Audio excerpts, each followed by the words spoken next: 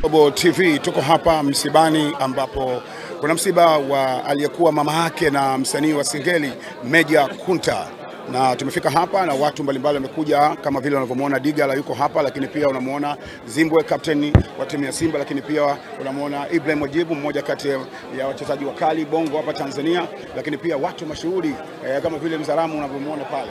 Habari yako kwanza? Poa poa. Na pole kwa msiba. Asante. Labda taarifa ambavyo umepata kutoka kwa Meja na jinsi ambavyo umeguswa kwa namna moja au nyingine na msiba huu, unaweza kutupa hisia zako Mohamed? Ni msiba mkubwa sana, na taarifa nilizipata kutoka kwa Meja mwenyewe. Amenipigia simu saa 11 alfajiri usiku kwa mkia mechi yetu na Mbeya City. Amenipigia, amenipa taarifa hizi za msiba. Kikubwa nimezipokea kwa masikitiko makubwa. Ukizingatia Meja mimi ni rafiki yangu na sasa tumeelekea kwa kama ndugu, kwa ni familia kabisa. Na ndio maana umeona kabisa kwamba leo nimeweza kuwa hapa katika eneo la tukio. Na mara nyingi tunaona kwenye nyimbo mbalimbali za Meja lazima atataja majina ya wachezaji kama wewe unatajwa na watu wengine. Urafiki wenu huwa unaunganishwa na nini sana? Kama nilivyokuambia, Meja ni familia kabisa na ni ndugu yangu kabisa. Kwa hiyo uwepo hapa katika msiba huu inaashiria kwamba mimi na yeye ni watu wa karibu na ni ndugu yangu kabisa. Kwa hiyo yote kwa yote niseme kwamba nimekuja kuzika, amefiwa na mama yake, ni msiba mkubwa sana. Pia nichukue fursa hii kumpa tena pole, kwa sababu tulivyoongea nilimpa pole, lakini pia kupitia media hizi niseme tu pole Meja. Nafikiri anapitia wakati mgumu. Tunatambua msiba mama ni kitu kikubwa sana. Kwa hiyo namwombea tu kwa Mwenyezi Mungu ampe moyo wa uvumilivu katika kipindi hichi kigumu. Wewe ni mmoja kati ya wasanii ambao ni rafiki wa karibu. Kama ushawahi kubahatika enzi za uhai wa mama yake, kama ushawahi kuja hapa, labda nini ambacho unakikumbuka kimeacha kama alama kwako kama rafiki wa Meja kwa marehemu mama yake? Kikubwa mama yake alikuwa na upendo sana, na ni mtu ambaye anapenda watu wote. Alikuwa anapenda sana marafiki zake Meja, kwa sababu anaona kabisa mwanae yupo katika mikono salama ya marafiki salama. Kwa hiyo niseme tu kwamba pia mimi kama mtoto, kwa sababu tayari Meja alikuwa ni rafiki yangu, ni mtu wa karibu, niseme tu kwamba namwombea dua mama apumzike salama, na siku zote hakuna kingine ambacho tunaweza tukakifanya ni zaidi ya kumwombea dua kila siku.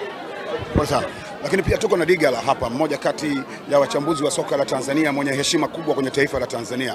Kaka, kwanza pole kwa msiba, lakini pia hongera kwa kuwepo hapa, kwa sababu unaonekana kwamba ni mtu ambaye unagusa pia maisha ya watu wengine. Kuwepo kwako kuna kitu ndani yake. Hisia zako kutokana na huu msiba mzito ambao umetukuta kwa maana ya mama yake Meja kutangulia mbele ya haki? Nafikiri Meja ni msanii wa muziki, lakini ukiacha kipaji chake cha kuimba muziki, pia ni mwanamichezo na ni kijana ambaye pamoja na talenti zake, lakini ni kijana ambaye tunaishi naye katika maisha ya kawaida. Kwa hiyo uwepo wangu hapa ni kwa niaba ya chombo changu cha habari, kwa maana ya Clouds Media Group. Sisi wasanii ni vijana wetu, ni wadau wetu wakubwa ambao wanatufanya tuendelee kuexist. Kwa muda mrefu sana tumekuwa nao, na Meja ni mmoja kati ya wasanii ambao sisi tumekuwa naye kwenye kupromote na make sure kazi zake zinakwenda mbele kwa wasikilizaji kupitia kwenye platform zetu. Lakini kama nilivyosema hapo awali, pamoja na usanii wake au mfanyi Meja Kunta kuishi kwenye kisiwa kama msanii, anaishi kama kijana kama vijana wengine ambao sisi tumetoka Uswahilini, anajichanganya, na ndio maana unaweza kuona kuna watu wengi hapa sio kutoka kwenye tasnia ya muziki peke yake, kutoka kwenye pia kiwanda cha michezo, kwa sababu yeye ni mwanamichezo na ni kijana ambaye anajihusisha na mambo mengi sana ya kijamii. Kwa ndio maana tumekuja hapa kumpa support, lakini pia kuhakikisha tunampumzisha mama yetu kwenye nyumba yake ya milele. Na tumeona wingi wa watu hapa msibani. Hii kwako unaweza kaiweka comment gani kwa sisi vijana ambao tunaishi maisha ya Uswahilini kama huku, lakini unapotokea tatizo tunakimbiliwa kama hivi? No, cha kwanza kabisa sio lazima uwe ni mtu unaishi Uswahilini. Mara popote pale uwe unapoishi ulipojaliwa kuwa haikuzuii wewe kujihusisha na masuala ya kijamii, na tunafundishwa na wazazi wetu, viongozi wetu, kwa sisi ambao tumesoma dini, tunaelekezwa pia kwamba pamoja na mambo yote ambayo tunafanya hapa duniani ni muhimu sana kujihusisha, kujiattach na mambo yanayohusu jamii yetu inayotuzunguka. Kwa hiyo kwenye maisha yetu tunaoishi, ukiwa ni mtu wa jamii, mambo ya kijamii yanakugusa na unashiriki, siku na wewe ikikukuta jambo lolote la huzuni kama hivi, na kwenye mwenzetu Meja Kunta amefiwa na mamake, lakini pia kuna mambo mengine ya kijamii ni ya furaha, umeelewa, unapata support ya watu wengi ambao unakuwa unaishi nao katika mazingira hayo. Kwa hiyo kuna fundisho kutoka kwa mwenzetu Meja Kunta ya kwamba umati wote unaoona hapa, watu wote unaoona hapa, ina tafsiri namna gani yeye binafsi amejiposition kwenye jamii. Kwa hiyo ni jambo la kujifunza na sisi tuchukue kutokea hapo kwenda mbele. Pole sana kaka. Nashukuru. Lakini pia tunaye Ibrahim Wajibu, mmoja kati ya wachezaji ambao wanatajwa kwamba ana kiwango bora lakini pia kipaji cha kuzaliwa. Kaka, pole kwa msiba. Asante. Na wewe na Meja ni watu marafiki sana, mara nyingi tunasikia kwenye nyimbo zake na vitu kama hivyo. Labda neno lako kutokana na msiba huu mzito ambao umempata Meja Kunta kwa kumpoteza mama yake Ibrahim Wajibu, neno lako ni lipi? Mimi napenda kumpa pole na kujipa pole kwa wote kwa kumpoteza bi mkubwa, lakini pia kumtia nguvu kwa sababu ni jambo kubwa limempata kumpoteza mzazi. Lakini kama mtoto wa kiume inabidi yani ajikaze ili jambo hili kwanza tulimalize, alafu mambo mengine atafuata. Pole sana. Asante sana. Lakini kakangu Mbwiga siwezi kumwacha, mzalamu huyu yupo hapa. Kakangu, pole kwanza kwa msiba kaka Mbwiga, lakini unaweza kusema chochote kwa sababu ya tukio hili ambalo limegusa mioyo ya watu wengi na kububujisha machozi moyoni? Mimi niseme tu kwamba linapotokea tukio kama hili, ni wewe mwenyewe kwanza mfiwa ndo unafarijika. Farijika kivipi? Kwamba wewe ukiwa unaenda kwenye misiba ya watu au shughuli zozote za kijamii, lazima na vitu kama hivi. Unaona kama leo tuna tasnia mbalimbali, kama mimi mfano mimi gari la mkaa, ndio maana hata unaona ndevu zako wewe nyeusi, mimi zangu nyeupe. Gari la mkaa, trip shamba, trip garage. Lakini unaona kama mfano huyu hapa Shabalala mwanangu, uwanja alikuwa anachezea, kuna uwanja mmoja unaitwa Kinyasi. Uwanja Kinyasi kona inapigwa upande mmoja tu. Ajibu Migomba mwanangu, yani mwanangu wa kitaani kabisa. Shafi Dauda mkubwa wangu wa kazi, lakini pia mdogo wangu, na mimi captain kwenye timu. Unaona bwana. Sasa mimi natoa tu wito kwa sisi ambao magari ya mkaa ambao tuna trip garage ambao Alolo Apeche, unaposikia hata misiba vijana kama hawa, tunakuja mpira kocha. Unajua ndio maana timu ikifungwa wafukuzwa wachezaji, wanafukuzwa kocha. Kwa hiyo hapo bosi wangu japo kuwa mkubwa kazi, lakini mimi lazima niambie bwana kapteni, anambia wapi hivi vitu havipangwi. Unapotokea msiba inabidi wewe ushiriki, na ndio utamaduni wetu sisi wa Tanzania, na hususan kama umekaa kidogo chuoni au seminari, hivi vitu ni vitu vya kawaida sasa. Lakini ukiwa mwanamichezo, na mwanamichezo kweli, sio mwanamichezo wa Instagram na Facebook, mwanamichezo sasa ndio unapatikana sehemu kama hizi, kwenye upendo, kwenye sehemu ngumu kabisa, ndio inabidi unatokea sehemu kama hizi.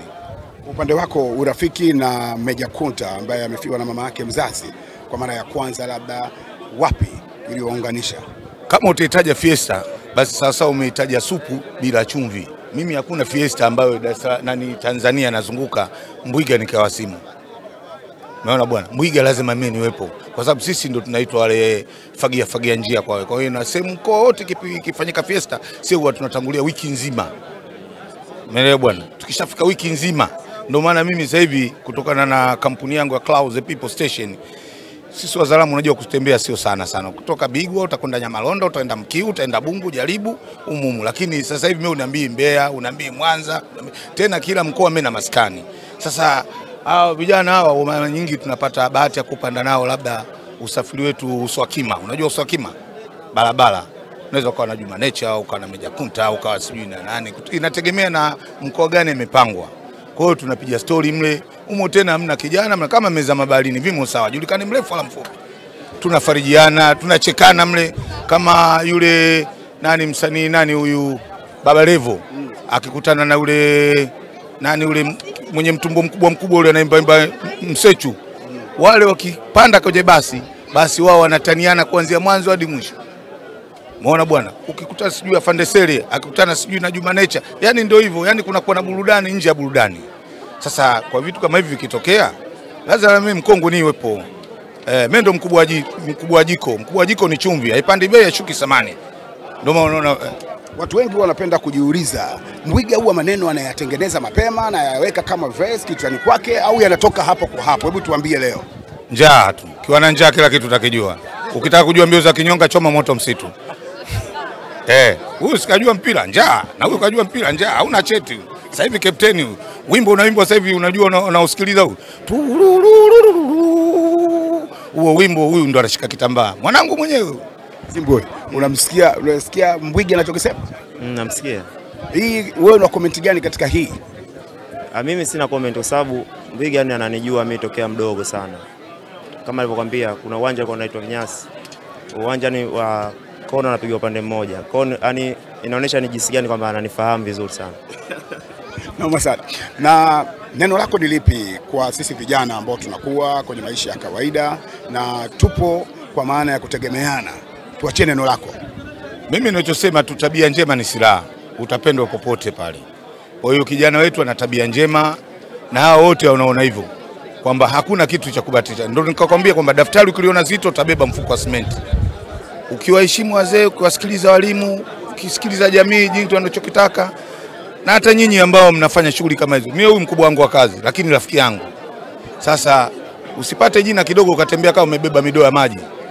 Kapteni huyu kapteni pia alikuwa Kwala, kapteni Simba, kapteni ama kapteni. Huyu boss, lakini mimi ndo kapteni wake kwenye timu. Sasa sio ukipata jina kidogo unatembea kama umebeba midoo ya maji. Sio hivyo. Sio sawa. Kwa hiyo jishushe ili Mungu akupandishe. Jishushe ili Mungu akupandishe. Ibrahim Wajibu anamaliza kwa neno moja tu. Lolote anataka kusema leo? Kwenye nini? Ibla sio muongeaji sana, lakini aongee chochote tu anachotaka kuzungumza leo. Tunampa pole Bwana Aridi kwa kupoteza kiungo muhimu katika maisha yake, na tumuombee Mwenyezi Mungu Bi Mkubwa apumzike salama. Mwenyezi Mungu ampunguzie adhabu ya kaburi. Hivyo. Mmeniamini kwamba Ibrahim Wajibu kuongea kabisa, yani bila vyombo vya habari. Yani maneno yale karudia. Umerudia Ibla? Hivyo. Asante sana. Ili kuwa mwanafamilia bora wa Global TV, usisahau kusubscribe, like, kushare na kucomment. Baada ya kusubscribe, bonyeza alama ya kengele ili kupata taarifa kwa kila video inayopanda Global TV Online.